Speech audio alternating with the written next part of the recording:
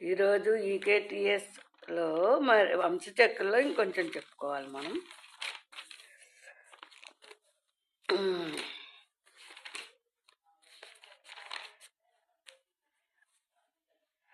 నిన్న ఎంతవరకు వచ్చాము?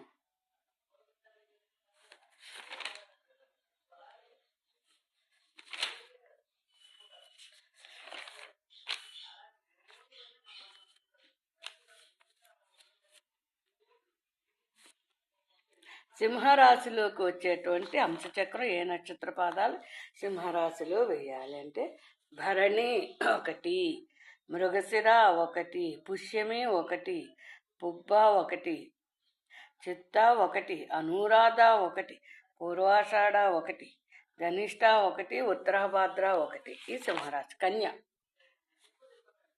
భరణి 2, మృగశిర 2, పుష్యమి 2, పుబ్బ 2, చిత్త 2, అనురాధ 2, పూర్వాషాఢ 2, ధనిష్ట 2, ఉత్తరాభాద్ర 2. ఇవి కన్యలోకి వస్తాయి.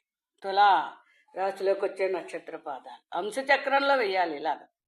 భరణి 3, మృగశిర 3, పుష్యమి 3, పుబ్బ 3, చిత్త 3, అనురాధ 3, పూర్వాషాఢ 3, ధనిష్ట 3, ఉత్తరాభాద్ర 3. ఈ పాదాలన్నీ తులారాశిలోకి వస్తాయి. నెక్స్ట్ వృశ్చిక రాశి.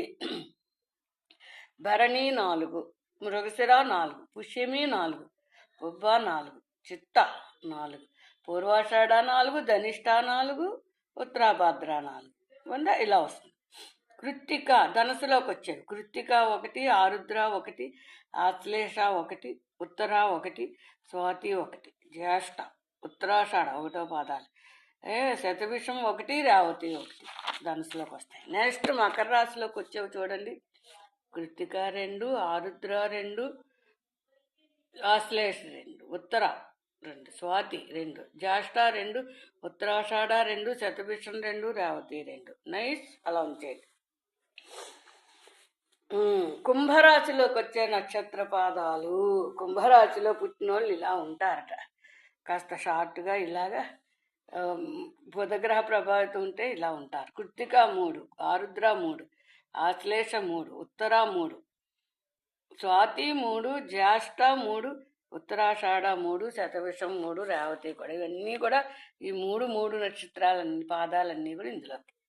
ఆఖరిని మీనరాశిలో కృత్తిక 4వ పాదం అంశచక్రంలో వేసే ఆరుద్ర 4, ఆశ్లేష 4, ఉత్తర 4, స్వాతి 4, జ్యేష్ఠ 4వ పాదం, ఉత్తరాషాఢ 4, శతభిషం 4, రేవతి 4వ పాదం మీనరాశిలో వేయాల్సిన నక్షత్రాలు. ఇదండి అంశచక్ర నిర్మాణం. ఈ విధంగా చెయ్యాలి. అంటే రాశిచక్ర నిర్మాణం డిగ్రీలు బట్టి ఎందులో వేయాలి చెప్పానా? అంశచక్ర. చూడండి ఎంత తేలిగ్గా ఉందో నిర్మాణం చేయడం. అంటే జాగ్రత్తగా సునాయాసంగా అందరూ నేర్చేసుకుంటారు ఈ వేసేయడం. ఫలితాలు చెప్పడంలోనే విపరీత కష్టం ఉంటుంది. అదన్నమాట. కష్టం అంటే అసాధ్యం అనుకోరు. జాగ్రత్తగా పరిశీలించుకు చెప్పుకోవాలి. ఏది పడితే అది చెప్పకూడదు జ్యోతిష్యంలో.